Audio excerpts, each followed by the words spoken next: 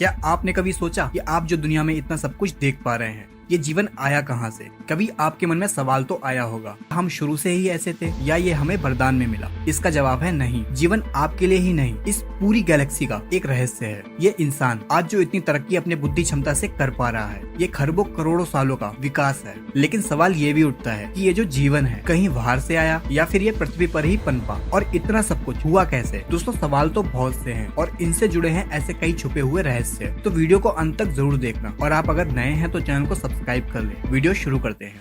Life इस दुनिया की ऐसी उपलब्धि है जो दुनिया के हर एक कोने में है। पृथ्वी पर हर एक जगह फल और फूल रही है। आज इन सभी प्राणियों में से हम यानी मनुष्य बहुत बुद्धिमान है। ये इससे पता चलता है कि जब इस समय कोई भी प्राणी जो अभी भोजन के लिए संघर्ष कर रहा होगा, वहीं हम इंसान आज मंगल पर रहने का सपना देख रहे हैं। वैज्ञानिकों का मानना है कि पृथ्वी पर जीवन की शुरुआत होना महज एक घटना थी जो कि 4 अरब साल पहले घटी थी। हमने इतने सालों में इतना विकास कैसे किया, चलिए आपको समझाते हैं। इंसान जो आज इतने आविष्कार कर रहा है, आज हमारे पास सब कुछ है। हम आसान भाषा में कहें तो इस पृथ्वी पर इंसान आज सबसे ताकतवर जीव है दोस्तों। लेकिन हमारे जीवन का विकास काफी रोमांच और कठिनाइयों से भरा रहा है। आज इस वीडियो में हम आपको वक्त में पीछे लेके जाएंगे, जब ये दुनिया महज एक आग का गोला था, और कैसे जीवन की शुरुआत से लेकर हम अब तक इतने बुद्धिमान जीव बन पाए। तो आपके सवालों का जवाब खोजने चलते हैं वक्त में पीछे। अभी से करीब 4 अरब साल पहले पृथ्वी बस आग का एक गोला था। हर जगह बस गर्म लावा था। चारों तरफ गैस और मिट्टी के बादलों ने पृथ्वी को चारों ओर से ढक रखा था। इसे ऐसे देखकर ऐसा लग तो नहीं रहा था कि यहाँ कभी आगे जाकर इतने विकसित जीव होंगे। वैज्ञानिकों के द्वारा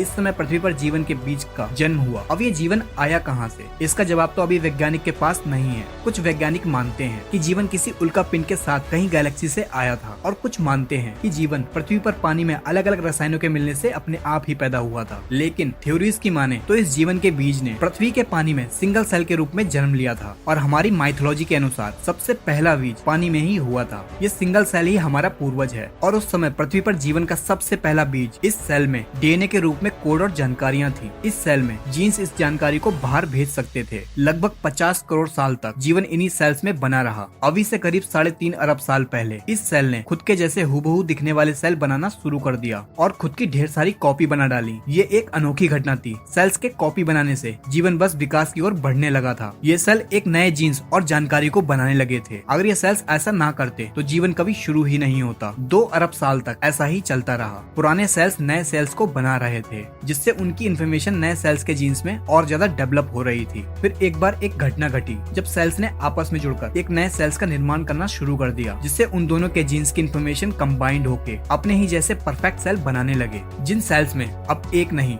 2 तरह के जीन्स की इन्फॉर्मेशन थी। इसके बाद ऐसा ही होता रहा। इन सेल्स में म्यूटेशंस होने लगे, जिससे मल्टी सेलुलर ऑर्गन्स पनपने लगा। जीवन धीरे धीरे डेवलप होता गया। जीन्स इन्फॉर्मेशन ट्रांसफर से ये और भी ज्यादा विकसित होते गए, जिस वजह से पानी में नए प्रकार के जंतु बन गए, जिनमें से एक प्रजाति के जीव हमारे पूर्वज थे। पानी में बस 3 इंच लंबे वाटर वॉर्म्स, जो कि अभी पूरी तरह से अंधे हैं, और इन्हें प्रकाश को देखने की जरूरत अभी तक नहीं लगी, जिस वजह से प्रकृति ने इन्हें देखने के लिए आंखें नहीं दी। लेकिन अब समय आ चुका था अपने आप को खतरे से बचाने के लिए इन्हें आंखों को विकसित करना है। ऐसा करने में इन्हें 2 करोड़ साल का समय लगा, जिससे ऐसे सेल्स बन पाए जिससे ये प्रकाश को देख पाए। अब ये पहली बार ये रंगीन दुनिया को देख पा रहे थे, क्योंकि अब हमारे पूर्वजों की आंखें बन चुकी थी। अब इन्हें जरूरत थी ये जो भी देख रहे हैं इस इंफॉर्मेशन को स्टोर करने के लिए एक दिमाग, जो इनके ठीक आंखों के पीछे एक छोटा सा दिमाग विकसित होता गया। अब हमारे पूर्वज एवोल्यूशन के जरिए वर्म न रहकर एक मछली के आकार में आ गए। हमारा दिमाग अब छोटे छोटे डिसीजन और इन्फॉर्मेशन को प्रोसेस करने लगा। लेकिन जैसा हमने बताया, सेल्स के म्यूटेशन की वजह से कई तरह की प्रजातियां विकसित हो गई थी, जिनमें से कुछ खतरनाक भी थी। ऐसे ही खतरनाक प्रजातियां अब शिकार करने लगी थी। अब हमें जिंदा रहने के लिए इन खतरनाक जीवों से बचना होगा। हमने विकसित होकर अपनी चमड़ी को बहुत कठोर कर लिया, जिससे हम सरवाइव कर सकें। लेकिन शिकारी भी विकसित हो रहे थे। उनसे बचने के लिए हमने उथले पानी में रहना शुरू कर दिया। लेकिन उथले पानी में ऑक्सीजन की मात्रा कम थी। हमने अपने आप को बचाने के लिए अभी से करीब 375 मिलियन साल पहले हमने कुछ ऐसा किया जो कि किसी भी जीव ने नहीं किया था। हमने ऑक्सीजन की कमी के चलते अपना मुंह पानी से बाहर निकाला। अब जो हवा ले रहे थे, हमारे शरीर में एक नए ऑर्गन यानी फेफड़ों का विकास हुआ। अब हम पानी और जमीन दोनों पर ही रहने लगे थे। अब हम हवा और पानी दोनों में ही सांस ले सकते थे। अभी से 365 मिलियन साल पहले हमने जमीन पर एक नई दुनिया देखी। ये वो अनोखा समय था जब हमने पानी को छोड़कर जमीन को चुना था। यहाँ हमारे लिए खाना भी था और पर्याप्त ऑक्सीजन भी। लेकिन यहाँ पर सूर्य की रोशनी बहुत तेज थी, जिस वजह से हमारी चमड़ी और मोटी होती गई। अब हमने जमीन पर जीना जीना सीख लिया था। हमारे पूर्वज अपने वंश को आगे चलाने के लिए अंडे देते थे, जिससे नई पीढ़ी जन्म लेती थी और इस नई दुनिया की इंफॉर्मेशन को स्टोर करने के लिए दिमाग और ज्यादा विकसित हो रहा था। लेकिन इस जमीन पर हम अकेले नहीं थे, यहाँ भी बहुत से जीव मौजूद थे जिनसे हमें अपने भोजन के लिए लड़ाई करनी पड़ी। इस लड़ाई को जीतने के लिए हमारे शरीर में जेनेटिक म्यूटेशंस के चलते बदलाव हुए, जिससे हमारा मुंह और बॉडी काफी ताकतवर हो गई और हम उनका भी शिकार करने लगे। लेकिन सब कुछ एक जैसा नहीं चलता, प्रकृति को कुछ और ही मंजूर था। 250 मिलियन साल पहले साइबेरिया में पिघला हुआ लावा पृथ्वी की गर्भ से बाहर निकलने लगा। इस मैग्मा की वजह से हानिकारक कार्बन डाइऑक्साइड ने सूरज की हीट को पृथ्वी के एटमॉस्फेयर में बांधना शुरू कर दिया, जिस वजह से गर्मी बहुत ज्यादा बढ़ गई। पृथ्वी के ऐसे माहौल में पेड़ पौधे खत्म होने लगे, जिससे बहुत सी प्रजातियां खत्म होने लगी और देखते ही देखते पृथ्वी की 95% प्रजाति खत्म हो गई। बची हुई 5% प्रजाति में हमारे पूर्वज भी थे और कुछ प्रजातियां भी, जो कि आगे चल के डायनासोर्स बनने वाले थे। धीरे धीरे पृथ्वी पर सब कुछ ठीक हुआ। अब हम एक बिल्ली की तरह दिखते थे। अब हम अपने शरीर को घसीट कर नहीं चलते, बल्कि अपने पैरों से ही आगे बढ़ते हैं। हमने प्रकृति की बहुत सी मार खाई है, तब जाकर हम इतने विकसित हो पाए। लेकिन हम अकेले नहीं हैं, कोई और भी है जिसका विकास ऐसे हुआ है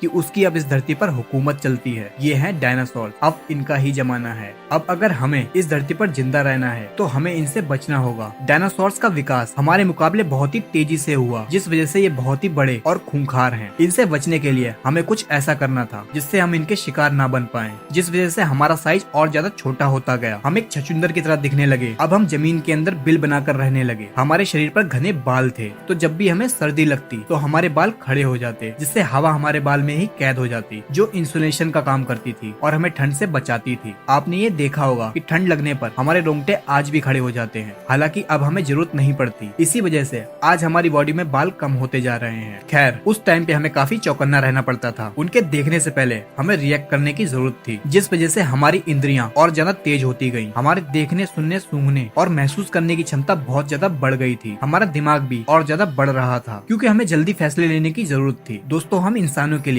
अगर बीते समय में कुछ भी अच्छा हुआ है तो वो है डायनासोर्स। उन्हीं की वजह से आज हमारे पास एक तेज दिमाग और पावरफुल सेंसेस हैं। इससे पहले हमारे पूर्वज अंडे दिया करते थे, लेकिन समय के चलते इन्होंने एक जिंदा बच्चे को जन्म देना शुरू कर दिया। अब बच्चों का विकास शरीर के बाहर नहीं बल्कि शरीर के अंदर कोक में होने लगा, और इन बच्चों को भोजन देने के लिए हमारे फीड ग्लैंड विकसित होकर मेमोरी ग्लैंड में बदल गयी, जिससे हम इस काबिल हो गए कि हम अपने बच्चों को दूध पिलाकर उन्हें पाल सकें, जिस वजह से हम सरवाइव कर पाए। ये सिंगल सेल से इंसान बनने के सफर में हमारे लिए बहुत बड़ी उपलब्धि थी। इस छोटे से जीव से लगभग 4000 प्रजातियां विकसित हुई, एक छोटे से चूहे से लेकर एक बड़ी वेल तक और हम इंसानों तक। यहाँ से मैमल्स का जमाना शुरू हुआ, लेकिन अभी भी पृथ्वी पर डायनासोर्स का ही राज था। फिर एक घटना हुई। अभी से 65 मिलियन साल पहले पृथ्वी पर एक माउंट एवरेस्ट के साइज की चट्टान गैलेक्सी से आई और मैक्सिको की खाड़ी में जा टकराई। उस एस्टेरॉइड्स के टकराने से पृथ्वी पर एक महाविनाश हुआ। धूल के बादलों ने पृथ्वी को पूरी तरह से घेर लिया और जगह जगह पर ज्वालामुखी फटने लगे और बहुत ही खतरनाक भूकंप आने लगे। तापमान बढ़ने की वजह से डायनासोर जल के राख हो गए। ये समय इतना भयानक था कि हमारे पास एक ही चारा था, धरती में बिल बनाएं और खुद को बचाएं। सौभाग्य से हम इन सब में पहले ही माहिर थे और हमने ऐसा ही किया। पृथ्वी पर सारी बड़ी प्रजातियां खत्म हो चुकी थी, बस अब छोटे छोटे जीव ही बचे थे, जिसमें से हम एक थे। लेकिन नेचर का एक नियम है, न्यू क्रिएशन, और कोई भी न्यू क्रिएशन से पहले पुराने निर्माण को खत्म होना होता है। इस महाप्रलय ने हमें इवॉल्व होने का मौका दिया। इस प्रलय में छोटे छोटे कीड़े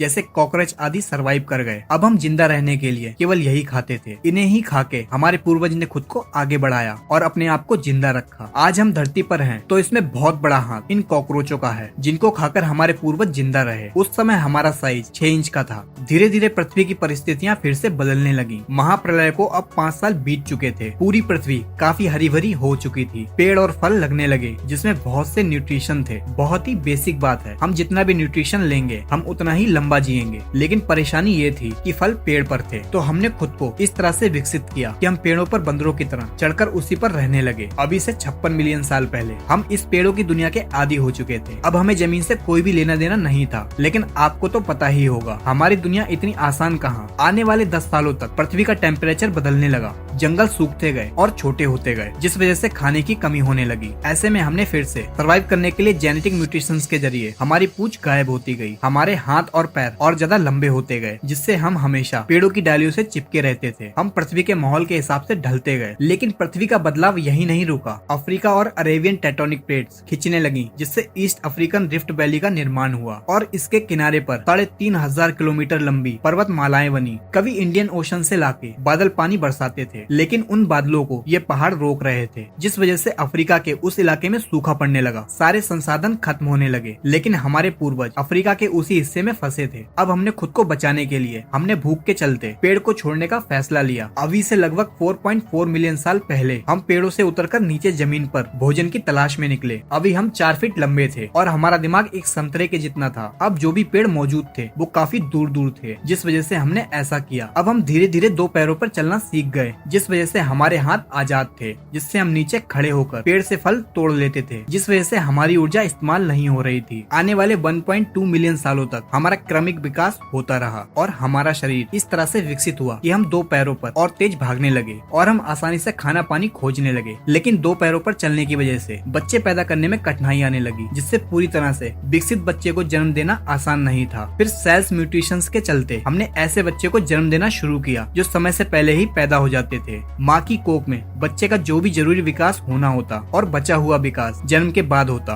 आपने देखा ही होगा, हम इंसान एक ऐसी प्रजाति हैं जिनके बच्चे जन्म लेने के बाद भी कमजोर होते हैं, जिनको अपने पैरों पे चलने में महीनों लग जाते हैं और माँ को अपने बच्चों को सालों तक दूध पिलाकर पालना पड़ता है। लेकिन आप देखेंगे तो जानवरों में ऐसा नहीं होता, उनका बच्चा जन्म लेते ही चलने लगता है। अभी से 3.2 मिलियन साल पहले हम अपने 2 पैरों पे ही चलते थे, लेकिन हमें जंगली जानवरों से बहुत ज्यादा खतरा था और हम जंगली जानवरों से तेज भी नहीं भाग सकते थे। लेकिन हम अपनी बुद्धि के दम पर उनसे बच तो सकते ही थे। हम लगातार बुद्धि का इस्तेमाल करके लगातार बचते रहे और समय के साथ हमारा दिमाग और ज्यादा बड़ा होता गया। अभी से 2.3 मिलियन साल पहले हमारा दिमाग पहले से 2 गुना हो गया था और पहले हम होमो हैबिलिस थे, जिन्हें हैंडीमैन भी कहा जाता था, क्योंकि इन्होंने ही सबसे पहले पत्थर के हथियार बनाए थे, जिनका उपयोग हम अपने शिकार करने के लिए करते थे। ऐसा हमने अपनी दिमागी क्षमता से ही किया था। ये तो बस एक शुरुआत थी, अभी तो हमारे द्वारा बहुत कुछ बनाया जाना बाकी था। समय के साथ इन पत्थर के हथियारों को इस्तेमाल करते गए, उतना ही पत्थर को पकड़ने के लिए हमारा अंगूठा विकसित होता गया, जिससे हमारी पकड़ मजबूत हो जाए। और आज भी जीवन में अंगूठे का बहुत उपयोग है। अब बिना अंगूठे के कोई भी काम नहीं कर सकते, मानो हम अधूरे ही हैं। क्रमिक विकास चलता रहा और आज से 1.8 मिलियन साल पहले हम होमो इरेक्टर बने। अब हम हंटर बन चुके थे। हम खुद ही शिकार करते थे। हम साथ मिलकर शिकार करते हैं और साथ मिलकर ही खाते हैं। फिर एक दिन आसमान में बिजली की वजह से जंगल में आग लगी, जिसमें कई जीव मारे गए, लेकिन ये आग हमें ठंड से बचा रही थी। और जो जीव आग में जल के मरे थे, हमने पहली बार पका हुआ मांस खाया, जो कि हमें बड़ा ही अच्छा लगा, जो कि पचाने में भी आसान था और चबाने में भी। हमने आग को जलाना सीखा। ये खोज हमारी दुनिया को बदलने वाली थी, क्योंकि प्रकृति की शक्ति अब हमारे पास थी। आग हमें दूसरे जानवरों से सुरक्षित रखती थी और हमें ठंड से भी बचाती थी। और सबसे खास, हम पका हुआ मांस खाने लगे, जिससे हमें ना तो पचाने में ऊर्जा लगानी पड़ती और ना ही चबाने में। ये सारी शरीर की ऊर्जा अब हमारे दिमाग को और ज्यादा बड़ा और होशियार बना रही थी। लेकिन अभी भी हम एक दूसरे से कम्युनिकेट नहीं कर पा रहे थे,